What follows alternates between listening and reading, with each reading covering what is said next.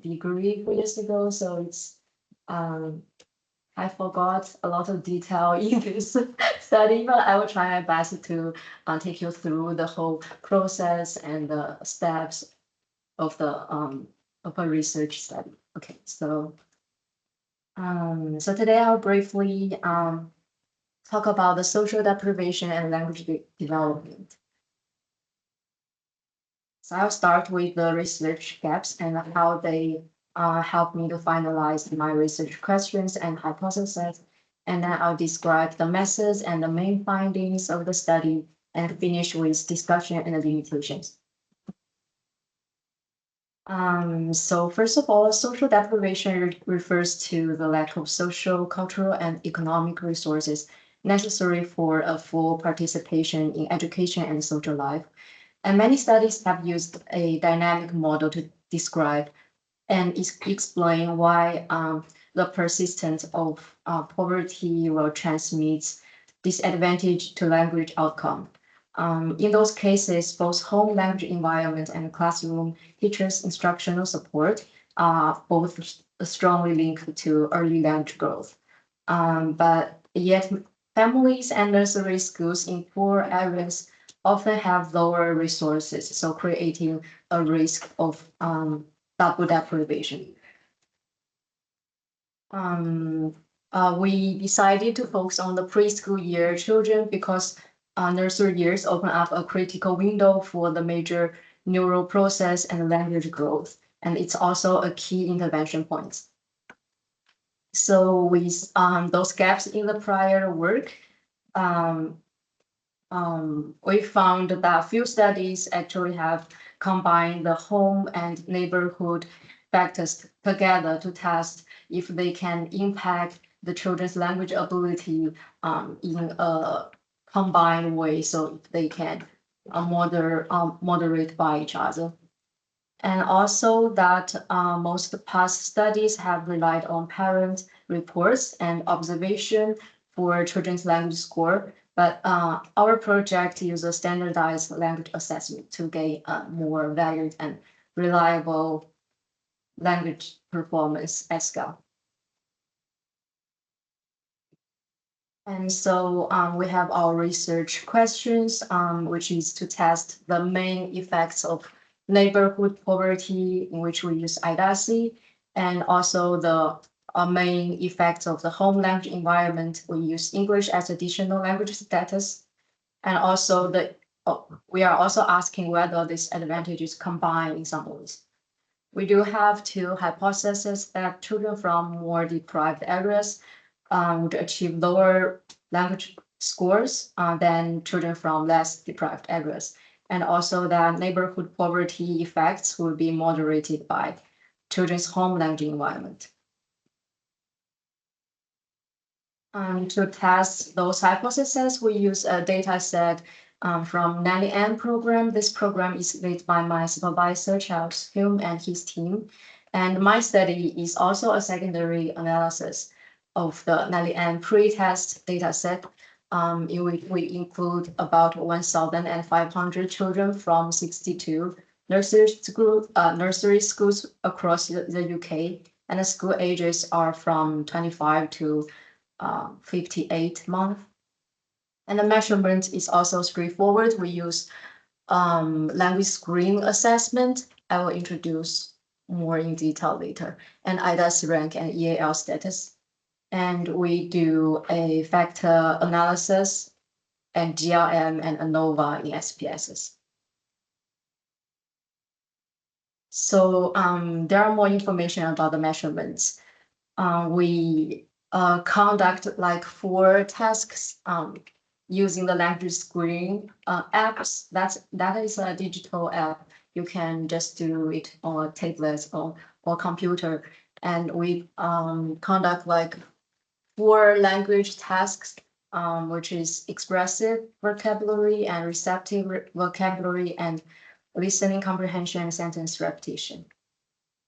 So we have scores from these 4 subtests, and then we also have 2 predictors, IDASI to present school area deprivation and EAL as a binary indicators of home English input.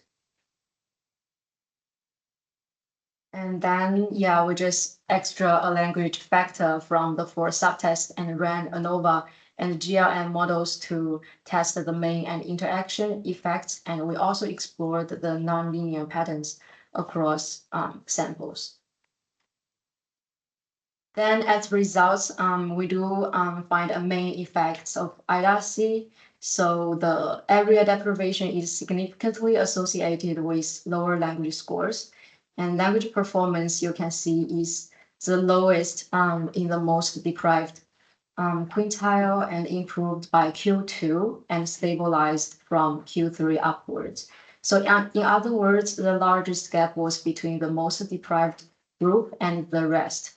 So children from the most deprived area have the highest risk, so the bottom 20%.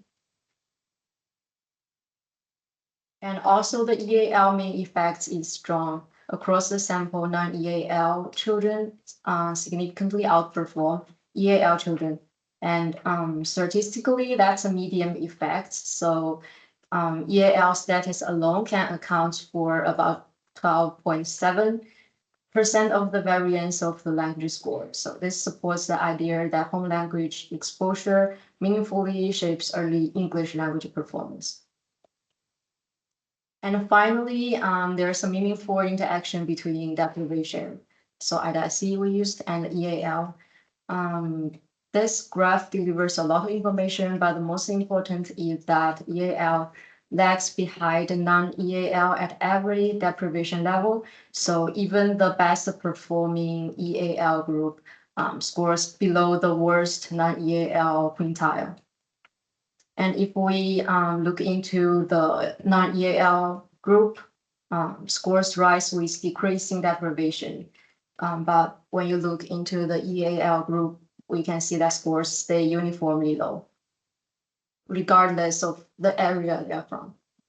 So showing a clear IDAC and EAL interaction. So those findings implicated that we should have additional resources that targets at least the bottom 20% to 50% of the neighborhood. And we should also integrate home language environment, for example, EAL with neighborhood deprivation to identify the highest risk children. And for those identified, we should maybe provide them with in nursery schools and communities with the more richer English experience and also learning materials. And school should also identify those children with a scalable or standardized screening tool, so to identify them early and monitor the progress over time. And I still have some limitations. First of all, our deprivation indicator is an area level IDAC, so at the school address. It's useful for risk mapping, but it doesn't capture individual poverty and also the nursery instructional quality or day-to-day learning quality as well. So IDAC says little about these things, which are also key drivers of the language growth. And also EAL is general genius too. So for example, in families with older siblings, maybe their English output or English quantity and quality will be much more better. And also finally, our outcome is a general language factor. So it may blur the differences between decoding and comprehension profiles.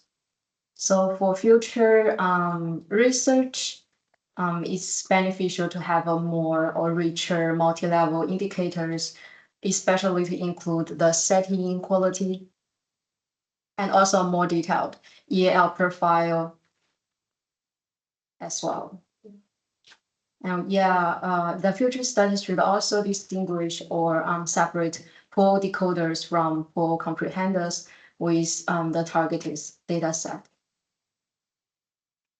And if it's possible, it's good to do a micro study using a mixed method to illustrate the pathway from home and school to language growth.